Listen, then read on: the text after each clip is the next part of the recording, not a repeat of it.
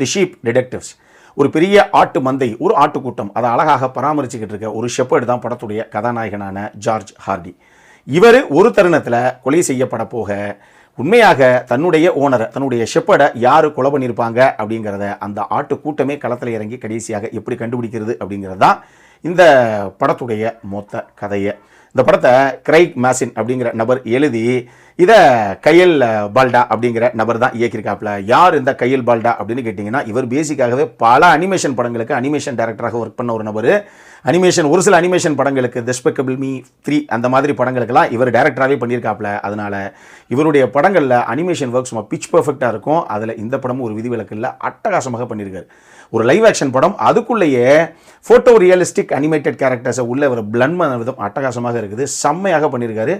இந்த கதைக்களம், அது நடக்கக்கூடிய இடமாகட்டும், உள்ளே இருக்கக்கூடிய கதாபாத்திரங்கள் எல்லாத்தையும் செட் அவுட் பண்ணப்பட்ட விதமாகட்டும், எல்லாமே அட்டகாசமாக பண்ணியிருக்காரு அப்படின்னு தான் நான் சொல்லுவேன். இது 2005 லியோனி ஸ்வான் அப்படிங்கிற ஒரு நபர் எழுதின 3 bags full a sheep detective story அப்படிங்கிற ஒரு நாவலை தான் இவங்க படமாக இப்போ கன்வெர்ட் பண்ணியிருக்காங்க. இது ஒரு பக்கம் ஒரு மர்டர் மிஸ்ட்ரி கதைக்களமாக இருந்தால் கூட, இன்னொரு பக்கம் எமோஷனலாக டெப்த் இருக்க மாதிரி ஒரு சில கதாபாத்திரங்களை அழகாக டிசைன் பண்ணி அதுக்கேற்ற அளவுக்கு இந்த படத்தில் நல்ல ஒரு எமோஷனல் இம்பாக்டையும் கிரியேட் பண்ணியிருக்காரு படத்துடைய இயக்குனர். ஹியூ ஜாக்மன் தான் படத்தில் கதாநாயகனாக பண்ணியிருக்காரு. இவரை தவிர வேறு எந்த கேரக்டருமே நான் சொல்ல மாட்டேன். அதுக்கப்புறம் ஹீரோவை யார் கொலை பண்ணாங்க அப்படிங்கிறது உங்களுக்கு இங்கே ரிவீல் ஆகி போயிருங்கிறனால படத்தை பார்த்து நீங்களே தெரிஞ்சுக்கங்க. டெக்னிக்கலி செம ஹை ஸ்டாண்டர்டில் ஒரு படம் இது. நிச்சயமாக நீங்கள் பார்க்க வேண்டிய படம் அப்படின்னு தான் நான் சொல்லுவேன். நான் சொன்ன மாதிரி ஒரு பக்கம் மர்டர் மிஸ்ட்ரியாக, இன்னொரு பக்கம் ஒரு ஹூட் அண்ட் டெம்ப்ளேட்டில் ரெடியான படமாக இருந்தால் கூட நமக்குள்ள ஒரு பெரிய எமோஷனல் இம்பாக்டை விட்டு படம் முடியும் போது ஒரு நல்ல ஃபீல் குட் படம் இல்லைங்க அப்படிங்கிற ஒரு நல்ல ஃபீலை கொடுக்கக்கூடிய ஒரு படம் இது. எந்த காரணத்தை கொண்டு நீங்கள் மிஸ் பண்ணக்கூடாது அப்படின்னு தான் நான் சொல்லுவேன். அடல் கன்னட பொறுத்தளவுக்கு இந்த படத்தில் எதுவுமே கிடையாது. 6லேருந்து 60 வரைக்கும் எல்லாரும் ஃபேமிலியோடு உட்காந்து பார்க்க வேண்டிய ஒரு படம் இது. அமேசான் பிரைமில் தமிழ் டப்பிங்கில் அவைலபிளாக இருக்குது.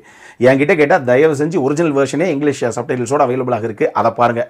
நமக்கு இங்கிலீஷெல்லாம் அப்படி எப்படி பார்த்தாலும் வராது அப்படிங்கிறவங்க, தமிழ் டப்பிங் ரசிகர்கள், தமிழ் டப்பிங்கில் மட்டும்தான் பார்ப்பேன் அப்படிங்கிறவங்க தமிழ் டப்பிங்லேயே பாருங்கள். டெஃபினட்டாக ஒரு ஒர்த்து வாட்ச் தான். நம்ம சைட்லேருந்து படம்னா இதுதான் படம், ஹைலி ரெக்கமெண்டட் படம் இது.